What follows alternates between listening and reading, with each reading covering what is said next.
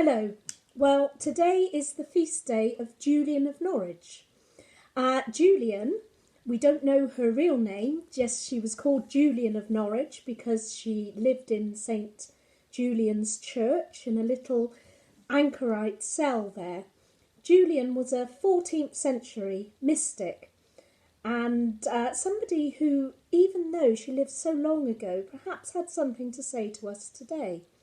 Because Julian understood what it was like to live in a time of infection.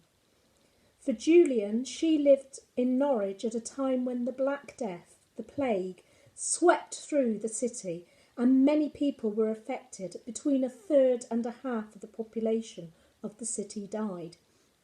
Now it's thought that it's possible that Julian's family were among those who died in the plague.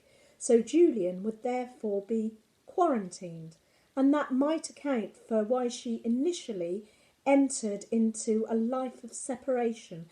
Anchorites were people who separated themselves from the world to devote themselves to prayer and thought and times with God.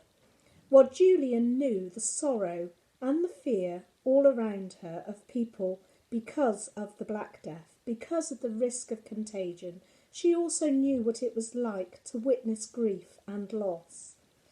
And Julian herself didn't escape illness. When she was 30, she contracted a severe illness. It could have been the plague, it could have been something else. And she was thought to be on her deathbed and receiving the last rites. But actually what happened was she had a series of visions, or showings as she called them, where she entered into communication with God, and they talked and he showed her and spoke to her of things. And when she recovered, miraculously, she wrote a book about it called Divine Love. And Julian was the first woman to write a book in the English language, so she was also highly educated. She said, "All will be well, and all will be well, and all manner of things will be well." A message of hope for her time and for our time as well.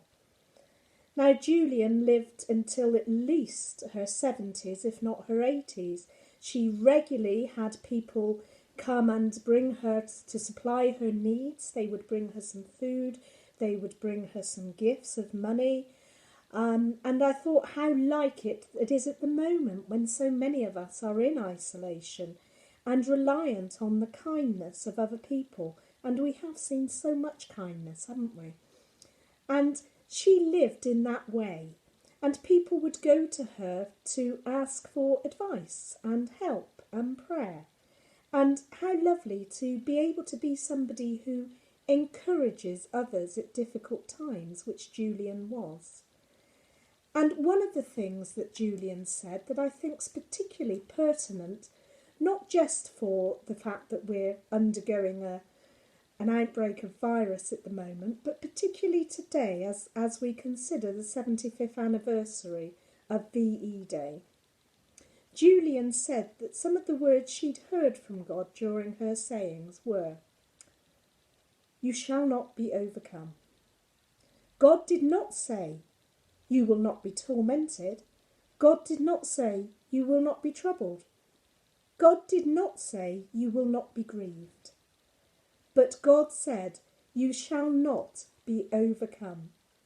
So today I thank God that we were not overcome by evil, and my prayer is constantly to that hope that we shall not be overcome by temptations and evil.